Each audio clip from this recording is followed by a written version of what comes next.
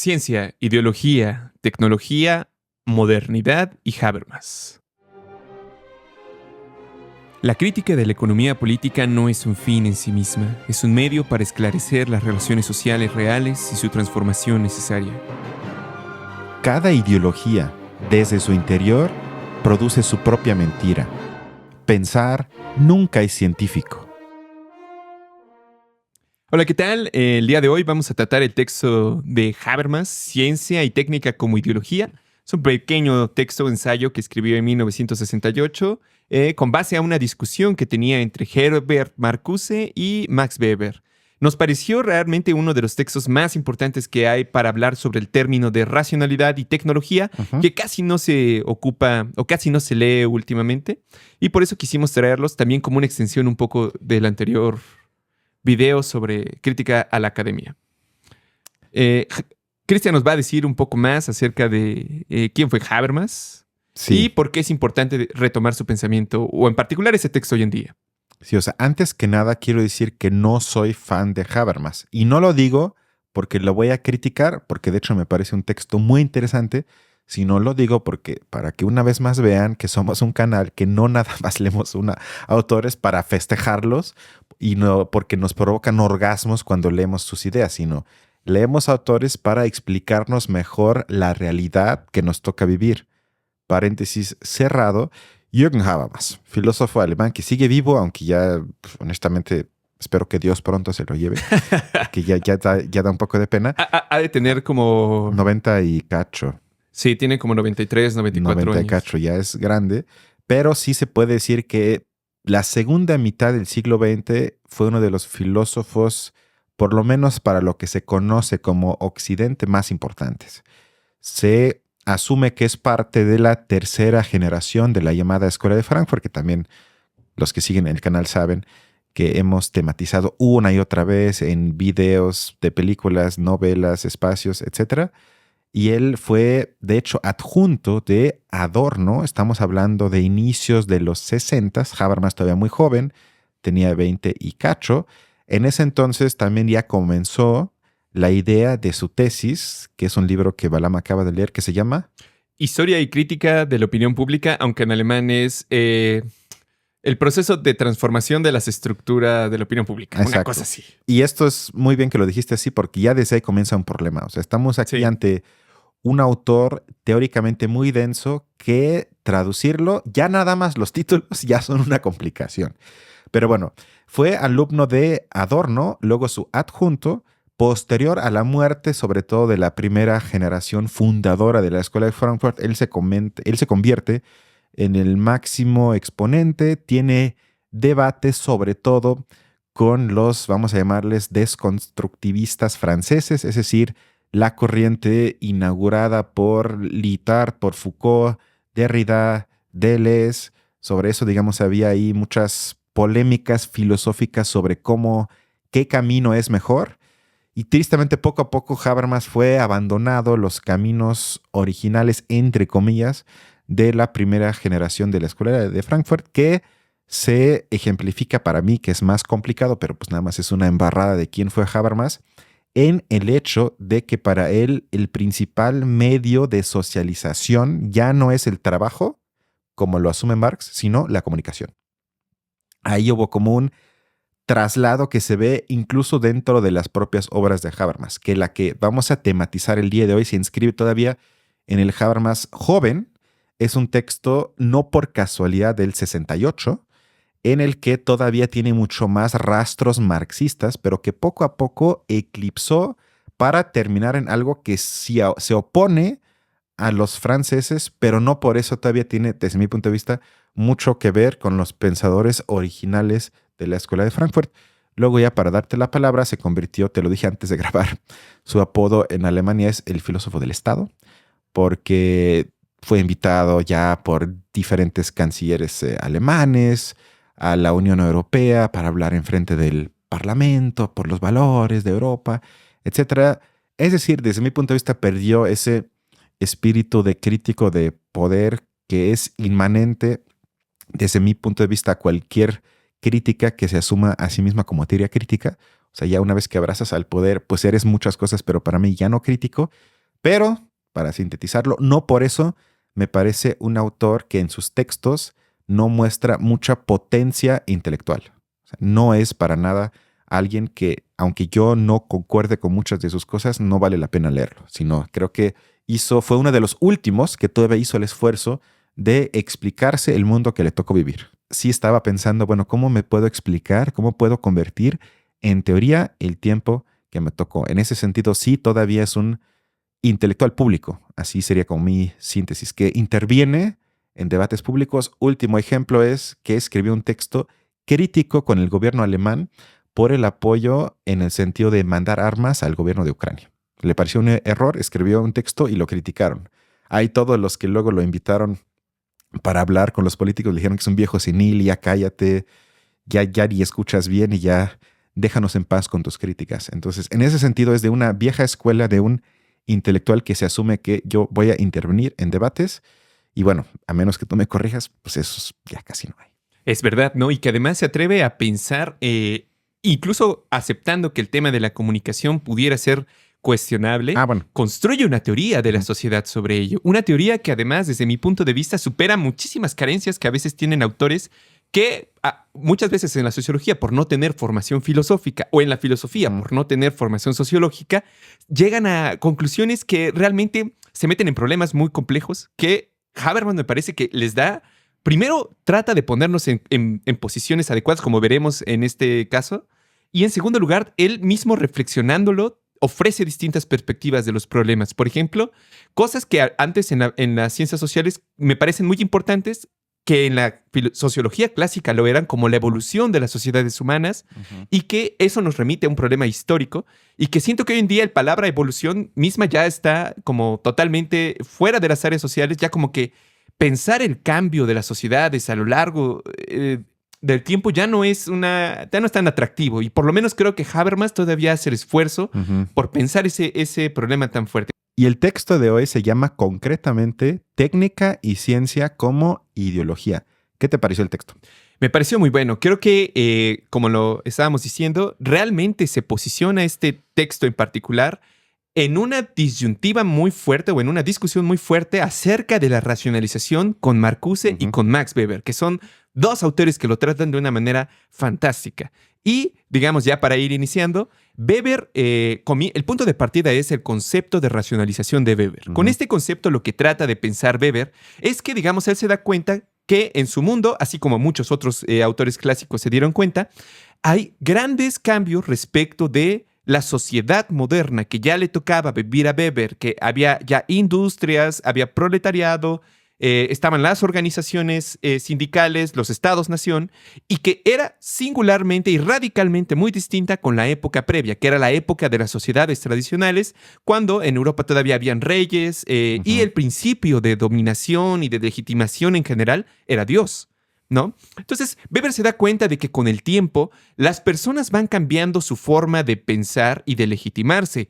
Cambian, digamos, una interacción basada en valores o en tradiciones por una acción más con arreglo, como lo dicen, a fines, o es decir, acciones que únicamente yo hago como proyectos a futuro que van a estar mediadas por el éxito. Entonces, lo que se va dando cuenta Weber es que esta idea de pensar con arreglo a fines, o que también se le llama razón instrumental, poco a poco empieza a tomar no solamente dominio de toda la economía, es decir, que toda la economía empieza a funcionar de una manera muy racional en ese sentido, sino que también otros ámbitos de la vida, como la esfera privada, como la política, como la religión, empiezan a también verse, digamos, de alguna manera contaminados de esa lógica. Empiezan a funcionar bajo una lógica racional. Ya la idea de pensar que yo tengo poder porque Dios me lo dio, no tiene sentido ya en las sociedades. Entonces, Weber observa eso y dice, la reflexión un poco es que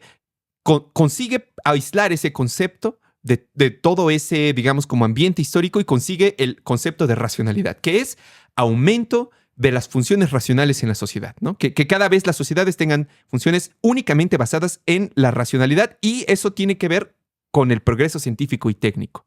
Y lo que le está criticando Marcuse, que es el punto de inicio, es que Weber está de alguna manera ocultando en realidad el concepto de razón. O sea, porque eso que llama Weber como racionalidad, en realidad solamente es la forma en la que la dominación capitalista se extendió por el mundo. O sea, él dice es eso. No es que sea racionalidad en abstracto, es racionalidad capitalista de un momento histórico específico. Y que para, digamos, el punto principal es que para Marcuse eso es un proyecto político, lo cual Habermas lo pone en duda. Pero bueno, ese es como el inicio en general. Sí, o sea, quizás sirva dar un paso para atrás en el sentido de que un poco antes de este escrito, Habermas publica otro libro, texto, que se llama Conocimiento e Interés, o al revés. Es decir, que para él, y yo lo comparto, no hay conocimiento que no sea producto, es decir, resultado del interés previo. Es decir, yo quise algo. Algo previo me empujó a entonces investigar algo, a crear algo y por lo tanto a no investigar otra cosa. Es decir, hay una discriminación previa que ya entra en el ámbito de un proyecto político o un poco más fácil en una ideología, que no está libre de eso. Y me parece que el texto entonces sería una continuación de eso para ya explicar, digamos, la relación entre el progreso técnico-científico y la práctica en la sociedad, diseccionar eso mediante un análisis crítico de más o menos establecer una categoría para que la gente no piense, como pasa hoy muy a menudo, que si hablo de ciencia, estoy en un espacio neutro. Como que, bueno, si eso es científico, entonces ya no lo puedo criticar porque pues es científico. ¿Cómo vamos a criticar algo científico? Y en este texto... Estamos de acuerdo que eso es lo principal que le critica a Weber. O sea, que ese pretendido cientificismo. Sí, exacto. Luego, al mismo tiempo, también lo que quiere mostrar es cómo poco a poco hay una fusión de técnica, entendido en gran parte para mí como tecnología, y la dominación, es decir, el statu quo, el poder, que entonces casi se vuelven idénticos o por lo menos trabajan entrelazados, digamos. Sí. Y en consecuencia ya no hay como un espacio que critique o que tenga la capacidad o ganas de reflexionar críticamente sobre esta fusión, y en tanto entonces se confunde los medios con los fines y entonces ya todo parece libre de cualquier posibilidad de ir por otro lado, porque ya se fusionó lo técnico con lo político o, como diría él, con el aparato de dominación. Sí, de alguna manera creo yo que esa idea la comparten Marcuse y Habermas, que es, digamos, una crítica que aparentemente le hacen a Marx, que es justamente la idea de que Marx analizó el capitalismo liberal, es decir, una forma de capitalismo en la que funcionan ideas como el libre mercado, o por lo menos el Estado busca que eso sí ocurra entre los individuos, ¿no? Que no pone controles. Estamos hablando de la época victoriana, donde los niños trabajaban en las fábricas, donde la única limitación de la jornada real era la vida de los trabajadores que tenían que dormir, ¿no? O sea, él está viendo ese capitalismo y lo que critica Habermas y Marcuse es, bueno, pero es que no se dio cuenta que en las décadas siguientes el Estado se dio cuenta de que la ciencia era muy necesaria, de que el progreso tecnológico no era solamente una cuestión económica, sino que la vida misma del Estado se le iba en mantener el dominio o la superioridad en términos tecnológicos. El tema más claro fue Inglaterra, que con su revolución industrial logró prácticamente un dominio militar de grandes partes del mundo. Pero así también los imperios, digamos, de Estados Unidos, de Francia, de Japón, que empiezan a requerir de la ciencia como no un proceso extraordinario que ocurre en el proceso mercantil, sino una función específica del Estado, ¿no? Esa es un poco como la crítica que le hacen a Marx, aunque yo creo que en realidad Marx sugiere ya que ese progreso desde el inicio era así. O sea, que ya desde el inicio hay una relación entre la técnica, la ciencia y cómo es que surgió el capitalismo en sí mismo. Más bien, que el interés del comercio fue lo que terminó de estimular el desarrollo científico en esas primeras etapas tempranas. Sin embargo, como tú lo dices, estamos hablando ya de que al menos las personas que dialogan este tema dan por hecho de que el Estado ya tiene una relación profundamente funcional con la ciencia y la tecnología y que no depende de que Elon Musk de repente se le ocurra en su cama que pueden haber una serie de autos automatizados, sino que el gobierno le dice, te vamos a dar este dinero, pero necesitemos que dejes de producir autos de máxima calidad y que empieces a producir autos de calidad media para que puedan ser vendidos en general entre los trabajadores. Es la unión entre los dos intereses. Y yo creo ¿no? que hasta se va un paso más atrás, porque cuando hace algo que tú ya tocaste en parte, es decir, cuando hace una reformulación o el intento del concepto de racionalización, abre una distinción entre trabajo e interacción, Es cierto. según el cual el primero representa la acción intencional, racional, instrumental. Ahí mete a Marx. Y la segunda, la que quiere abrir, es la acción comunicativa. Ahí ya nos deja entrever la obra que va a escribir posterior a este texto, que denomina como interacción simbólicamente mediada y que se escapa entonces de ese uso instrumental, porque creo que va mucho más allá de nada más al nivel de Elon Musk tomar unas decisiones que evidentemente están dentro de este régimen, digamos, sino que acusa de alguna forma a que todas las personas todo el tiempo ya no tenemos acciones comunicativas que no estén dominadas por el acción intencionalmente racional instrumental. Pero no porque seamos así otra vez, que eso conecta con el episodio que hicimos sobre el hoyo, porque así seamos, sino porque el aparato de dominación funciona de esa manera y hay ahí una transición, o yo le llamaría transmisión, de lógicas macro a lógicas micro interiorizadas por los sujetos y que luego aparentemente se convierten en naturalmente dadas. Pues así soy, así son las cosas y vámonos de fiesta.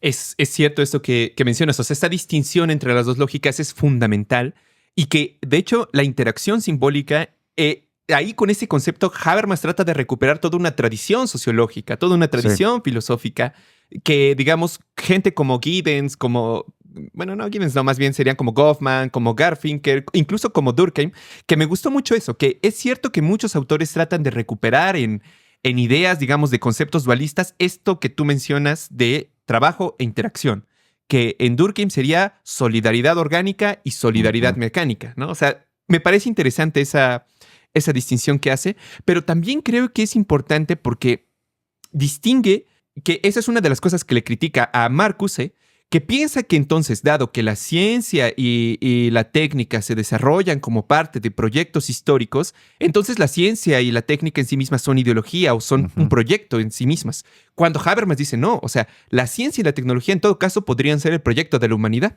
No podríamos hablar de una ciencia y tecnología puramente capitalistas, más bien que la ciencia y la tecnología se desarrollan en el seno de un sistema capitalista que orienta sus principios, pero no por eso la ciencia en sí misma es capitalista.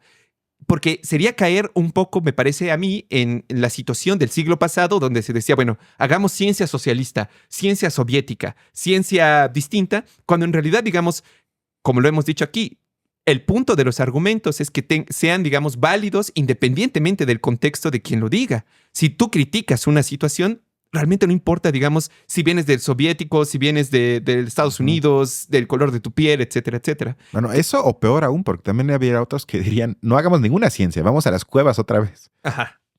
Sí, sí, sí. Porque asumen que todo lo técnico científico nos lleva al desastre. Estamos enajenados del mundo. O que no se puede decir nada sobre el mundo que no, digamos, que no esté siendo parte de un proyecto o algo así. Siguiendo en el texto, y quizás esta idea que voy a compartir sirva para ubicarlo históricamente, porque estamos aquí en una época histórica, quizás el auge del estado de bienestar, como dice Hobsbawm en su libro sobre el siglo XX, por primera vez en la historia de la humanidad, había más estudiantes que campesinos. O sea, eso hoy nos puede parecer quizás obvio, pero para la época no lo era. Es decir, que la revuelta, el mayo del 68, lo que pasó en Francia, en Alemania, en México, el estado de bienestar, los sindicatos con más o menos poder, la socialdemocracia gobernando en muchos países, las condiciones de los trabajadores en sentido positivo, en niveles que Marx en su vida se podía imaginar, etc.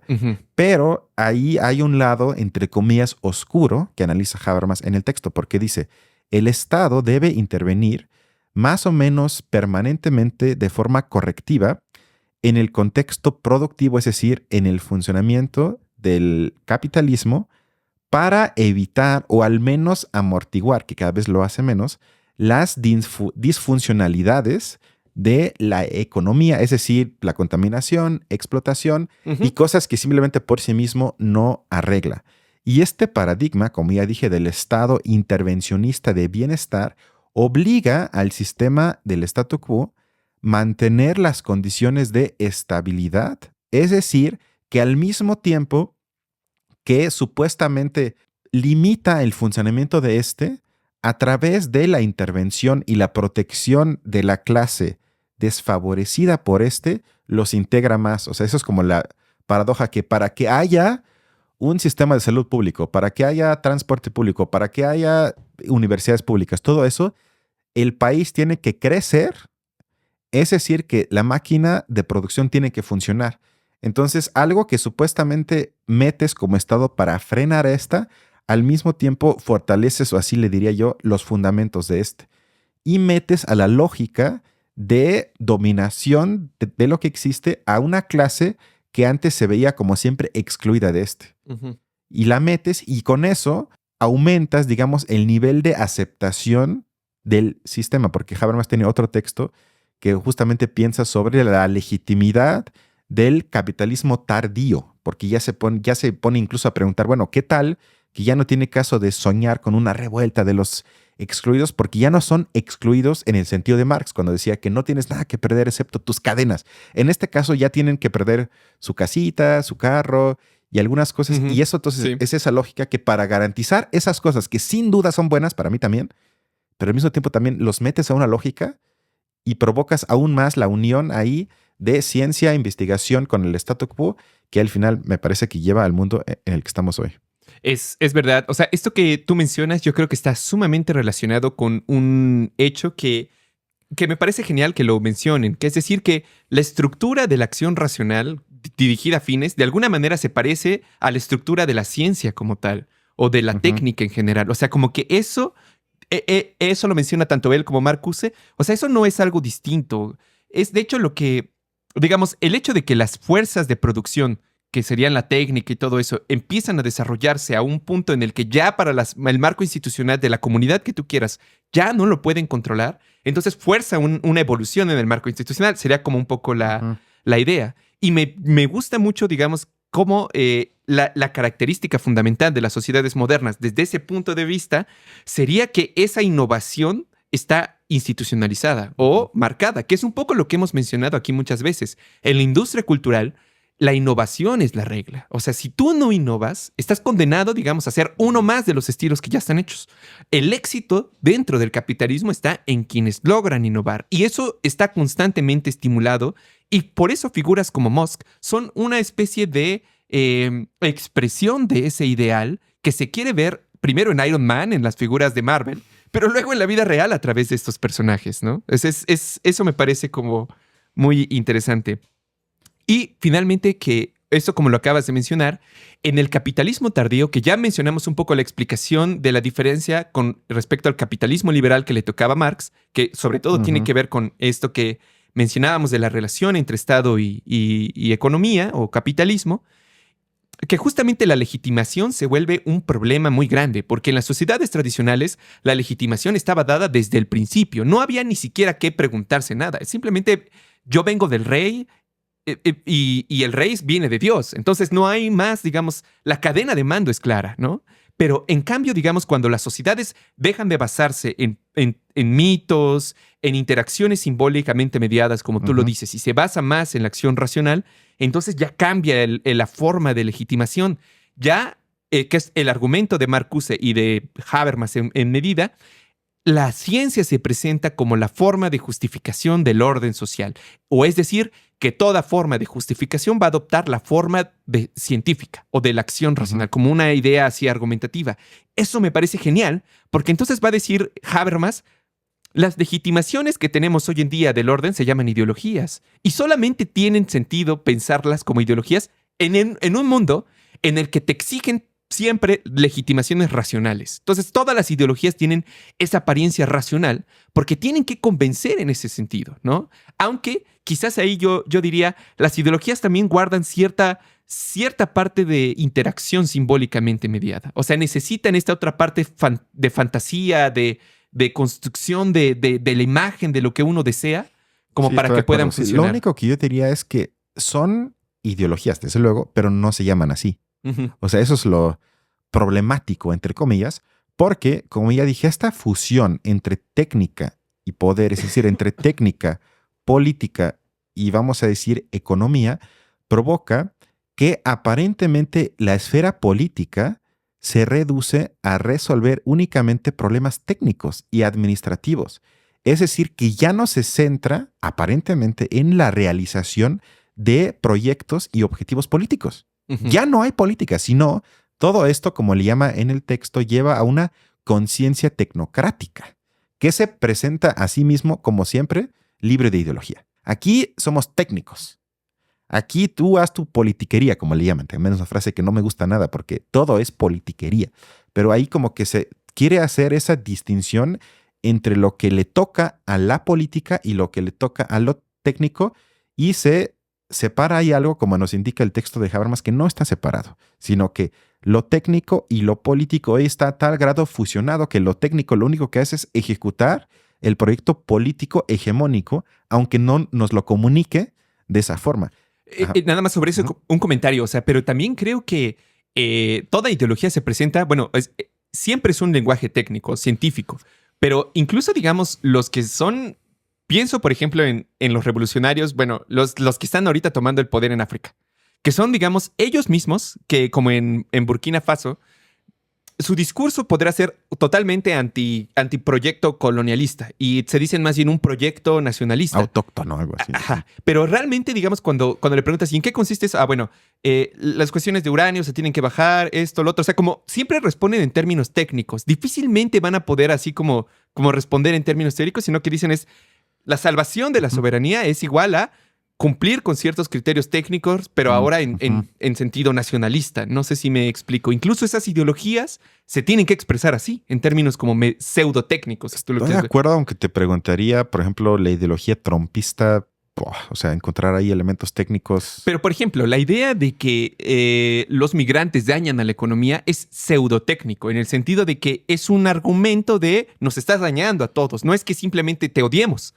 No, ni nos importas. Lo que nos importa es que nos estás dañando en términos objetivos. Estoy de acuerdo, pero cuando le piden así, y vimos el debate, ya ves, cuando analizamos y le preguntan así, algo técnico, una solución, algo, los migrantes se comieron los patos y los gatos de no sé dónde. O sea, es un proyecto mucho más irracional, emocionalizador. Eso es lo que te digo, o sea, como que en el fondo sigue siendo un elemento de interacción simbólica, como lo... O sea, no, en eso estamos de acuerdo. Profundamente lo es, aunque en apariencia, como dice Habermas, tiene que parecer técnico. O sea, incluso esas cosas súper irracionales se presentan como una conclusión lógica considerando ciertas cosas, ¿no? Puede ser, sí. Bueno. Y para seguir con esto, este modo tecnocrático de hacer política, o hasta yo diría que ya no hacen política, o dicen a sí mismos y a nosotros que no hacen política, requiere mucho más entonces al experto, que también es un término que si nos ponemos a pensar es nuevo, pero también ya está aceptado en el sentido común. El experto en economía, experto en no sé qué, el experto. Pero, por ejemplo, nunca presentan el experto en filosofía, sino ahí es el filósofo o la filósofa, porque la filosofía por lo menos se ha salvado de ese tipo de designación. Sin embargo, sí es el filósofo experto en, eso sí pasa, experto en Kant, experto en no sé qué. Pero por lo menos es más difícil que ahí se apropie el término de filósofo con ese estigma. Para mí es un estigma de el experto, que además lo único que hace es buscar una solución ante el problema que se acepta ante todos, que ya sabemos cuál es el problema. Ahí también se ve cómo estamos en el mundo que nos narra Habermas. Es decir, ya no se discute sobre si los problemas que nos dicen que son los problemas en serio son los problemas, sino todos los partidos en casi todos los países comparten el análisis, es decir, como le llamarían ellos, el diagnóstico de los problemas. México, inseguridad. Ese es el problema principal.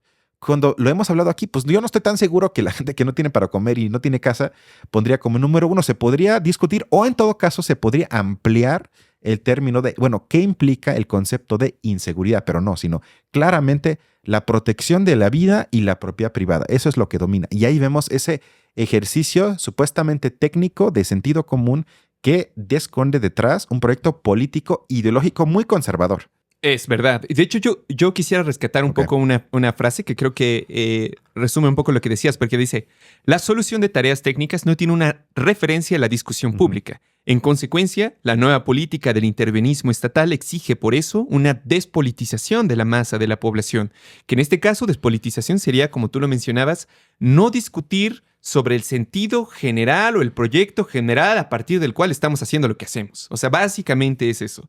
Y que yo creo que se puede relacionar mucho con la crítica pasada que hicimos a la academia, en el sentido de que luego muchas veces también en nuestros propios campos de estudio, sumamente limitados que son, y casi todos van orientados a la técnica. Como dice Habermas, la ciencia siempre tiene que tener como cierta disposición a la técnica. Es decir, no puedes estudiar algo que no pueda tener una aplicación práctica posterior. O puedes, pero no hay dinero para ti, ¿no? Eso me parece como interesante, me parece una idea muy buena, pero algo con lo que a lo mejor, por ejemplo, ya no estaría tan de acuerdo de Habermas es cuando, por ejemplo, él dice que existen dos tendencias muy grandes en el capitalismo que Marx ya no alcanzó a ver. Uno es la intervención estatal, como ya lo mencionamos, y otro es el aumento de la interdependencia entre la investigación y la técnica, y que ambos destruyen así como el marco institucional liberal, y por eso la ideología del intercambio del libre mercado ya no existe en la práctica. Bueno, es el 68. Estamos en el 68, el estado en el que los estados de bienestar están en su mayor poder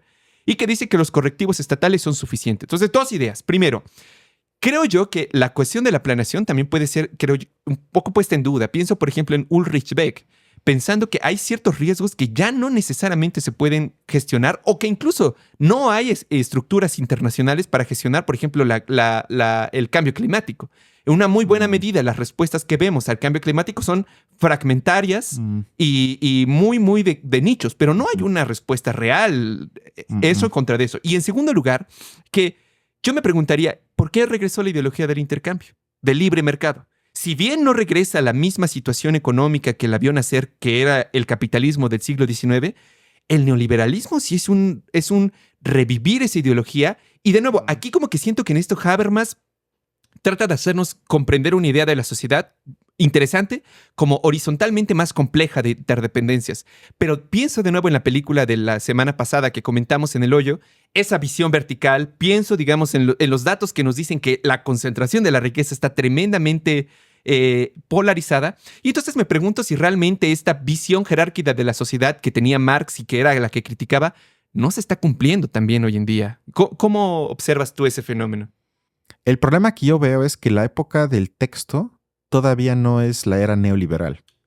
O sea, más bien sería un presagio, pero ahí sí soy más escéptico, porque a partir de la llegada, sí sería a finales 80s, inicios 90s, de esa época, ahí es donde Habermas hubiera tenido, para mí por lo menos, ojalá tenido ese impulso de explicarnos esa nueva técnica, porque esa es, como podría leerse, como tú dices, una continuación de lo que nos presenta en este texto, o cómo lo leo yo. A ver, la conciencia tecnocrática contiene, digamos, menos contenido, como lo dice creo que en el texto, ideológico clásico, es decir, que no es una ceguera en sentido estricto, pero por otro lado está de ideología de fondo transparente, que aparentemente nadie la ve o se asume ya como trasfondo neutro, como diría Zizek.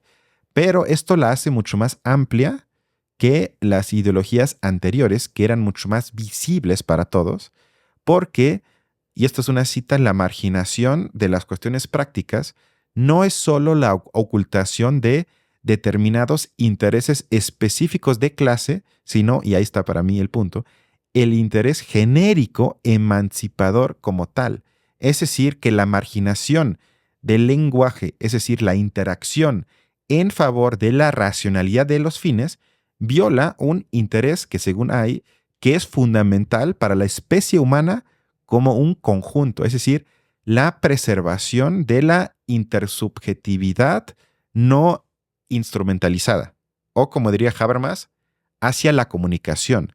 Es decir, por lo tanto, la reflexión capaz de entender esta ideología no tiene que, o quizás hasta no debe de partir de los intereses de clase, que ahí ya abandona a Marx, sino que debe, siguiendo el texto, desvelar el contexto de intereses de una especie como tal, como su propia existencia. Es decir, que la tesis central del texto y de la teoría crítica en general, de la que en este texto Habermas todavía forma parte, sería de que toda investigación científica, es decir, incluso las ciencias llamadas duras, naturales, que se consideran a sí mismas como libre de valores, están vinculadas a un interés específico.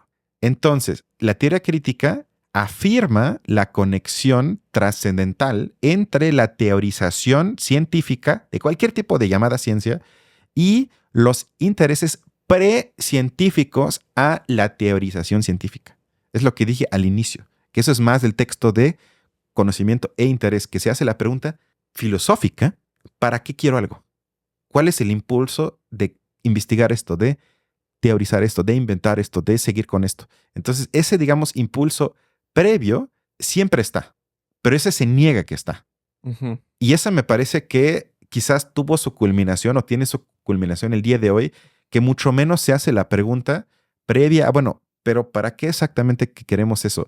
Y eso entonces lleva en el corazón, para ya darte la palabra, ese ímpetu, o si quieres hasta telos de la teoría crítica, de emancipar a los sujetos en el sentido de Kant. Eso es como el impulso normativo de este texto y de, si me preguntas, todos los textos de la teoría crítica desde Marx.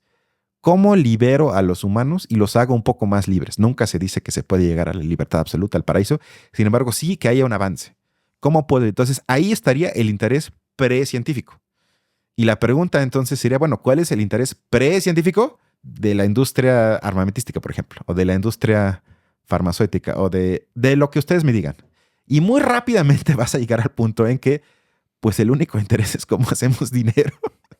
Y eso es lo instrumental.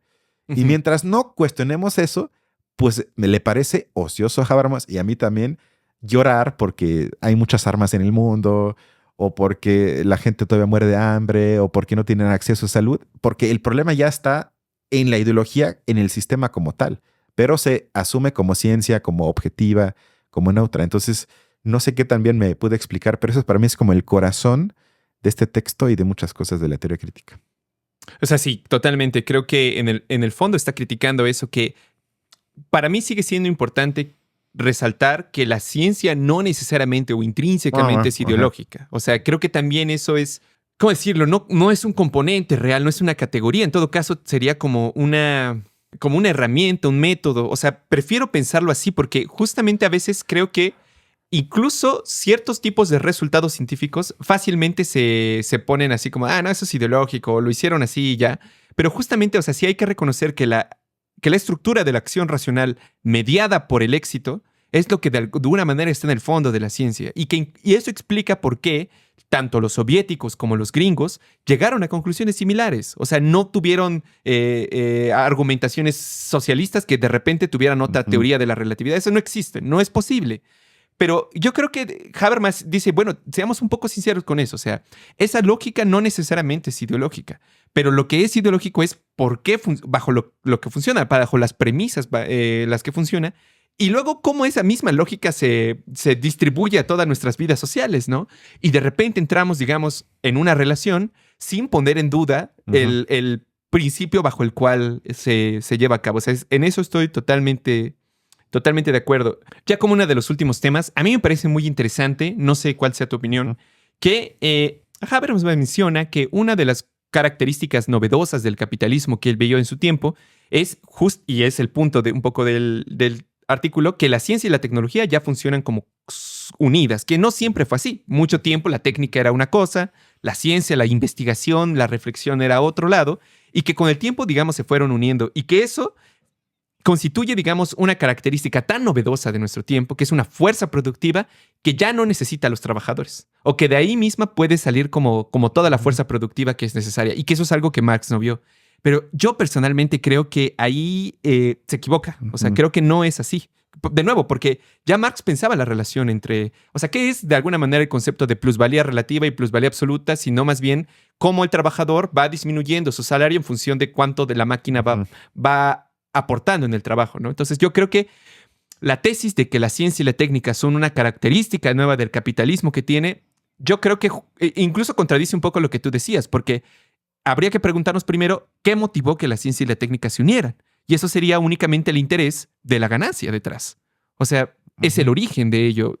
como a veces también se piensa que a lo mejor los medios de comunicación tuvieron su desarrollo autónomo, pero en realidad detrás de eso está el interés constante de tener información del mercado, de poder difundir las noticias, etcétera. Ujú. Pero bueno, eso me parecía que una de las tesis que quizás más difícilmente se salvan de aquí de Habermas, pero interesante la reflexión sobre cómo la ciencia impulsa la técnica y que hoy en día es visible en todos lados, ¿no? Sí, o sea, un buen ejemplo me parece que es la invención del Internet, que fue tecnología militar y luego se aprovechó, entre comillas, para, otra vez, entre comillas, el bien de la humanidad, como diría Bill Gates o Zuckerberg. Y es discutible, pero nosotros pues tenemos el canal de YouTube que existe por el Internet. Entonces, creo que sí también tiene su parte emancipatoria, sin duda. O el mismo Pasteur que descubrió que eran los microbios los que causaban las enfermedades, pretendiendo vender más vino, porque quería aprovechar eso para producir más. Exacto, o sea, ahí se ven esos accidentes, pero si nos preguntamos que fue algo intencional por el interés cognitivo emancipatorio del investigador, pues eso muy pocas veces ha pasado y podría ser de esa manera, porque eso creo que también es parte del texto y de muchos autores de la teoría crítica que critican lo que es porque podría ser de otra manera. Sí. O sea, no es nada más que estamos condenados, ya así es el destino que nos tocó, sino se podría organizar de forma diferente. Y que la reflexión, de hecho, sobre la racionalidad no es tan, yo creo que no es casual que no sea el capitalismo en sí mismo, porque yo creo que esta crítica también se aplica para la Unión Soviética. O es Sí, decir, estoy de acuerdo. el criterio de aumento de la tasa de producción, en el fondo es una racionalización de la misma manera que en el caso capitalista. O sea, eso me gusta, que también ese concepto de racionalización sirve para criticar también esas otras formas de producción, que eso que hace falta más. O sea, también hace falta mucha crítica hacia ese otro experimento llamado Unión Soviética. Sí. Pero bueno, Yo nada creo más que... tengo un comentario A ver, final. venga. Sí, o sea, yo diría que mientras el conocimiento técnico o un interés por este se encuentra principalmente en las ciencias naturales y estos resultados se orientan a cuestiones de disponibilidad instrumental, es decir, que casi siempre tienen un interés práctico y más hoy, de utilidad y casi inmediata. De lo contrario, el financiamiento no existe.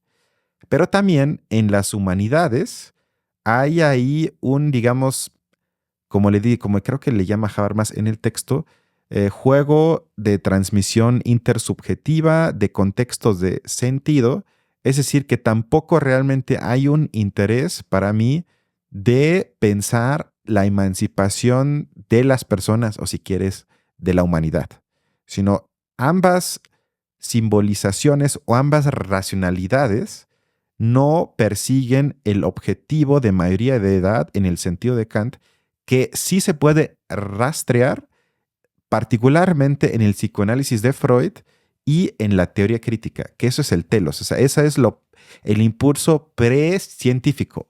Para mí sería más bien el impulso previo a escribir textos críticos, porque para mí pensar no es científico, es decir, que se sale de ese marco, pero eso para mí es como la lección más importante del texto, sobre todo para coyunturas mexicanas, como por ejemplo la reforma a la educación, la que hizo Peña Nieto, la que se hizo ahora, donde está dominada en todos lados por el interés empresarial, por fundaciones. Los secretarios que nos han tocado en educación parece que no les interesa nada, pero siempre hablan en esos términos, en el progreso, en la ciencia, en la técnica, preparar a los alumnos y lo que sea. Y todo eso está envuelto en un espacio aparentemente libre de ideología. De hecho, si recuerdan, hace como un año hubo todo el lío de supuestamente libros de textos comunistas, que eso está mal, que cómo se puede ideologizar a los niños. Y digo, ojalá hubiesen sido comunistas, ni siquiera eran comunistas, pero ahí se mostró el sueño de mucha gente de que ahí no hay ideología. Se debe de preparar, se debe de educar, enseñar sin ideología. Ya se asumió como natural el proyecto tecnocrático que, bueno, en educación para mí en México pulula, en el TEC, en el ITAM, en todos lados, las mentes que luego alcanzan puestos de poder están formados en toda esta jerga que no es capaz o no quiere transparentar su propio proyecto tecno-ideológico del que forman parte, quieran o no. Y que de alguna manera siempre está ahí. O sea, Sí. uno no puede adoptar un punto de vista neutral. O sea, adoptar un punto de vista neutral es adoptar justamente la idea lógica bajo la cual funciona el sistema. Y justamente lo que decimos aquí es que criticar hasta cierto punto implica también decir, yo no estoy de acuerdo con eso, pero tengo este criterio que me va a servir para justamente criticar tu posición. Ujú. Y que justamente la trampa ideológica es pensar que la razón es el criterio para criticar las posiciones de ese estilo, o únicamente, ¿no? Como críticas abstractas, pensando en Weber, o sea, Ujú. como que concepto de racionalización me permite pensar este proceso de crecimiento en la sociedad, pero nada más. O sea, no me permite criticarlo ni saber si es correcto, es incorrecto, ayuda a la gente, o los vuelve cada vez más, como lo estamos viendo aquí, ¿no? Más bien los vuelve más pasivos, hace que discutan mucho menos, que yo creo que eso siempre es importante criticarlo y que particularmente para mí es que la ciencia, ahí sí estaría un poco más de acuerdo con Marcuse, o sea, sí creo que hay potencialidades en la ciencia que se No, mueren claro, sí. simplemente porque hay mucha gente que dice esto no se puede estudiar, no vale la pena, y hay muchísimos temas que, las matemáticas serían un gran ejemplo, como el campo de estudio que tiene muchísimos dilemas y muchos problemas, pero al final muchos no tienen aplicación práctica. O sea, puede serlo, a futuro a lo mejor, pero los principales problemas matemáticos profundos no tienen nada que ver con una aplicación práctica, tienen que ver con preguntas que no por ello significa que no son importantes para la humanidad. Entonces, de alguna manera yo creo que eso hay que pensarlo constantemente y tratar de resistirnos a la tentación Ujú. de únicamente guiarnos por la acción orientada a fines o conseguir ganancia, sino también tratar Y eso que tú dices sí sería humanismo, no las mamadas de Palacio Nacional. Perdón, Bueno, tenía pues que yo creo decirlo. que con ese comentario terminamos el programa de hoy. Pues muchísimas gracias. Ya estaremos comentando otros textos de más autores de teoría crítica. Hasta luego. Bye.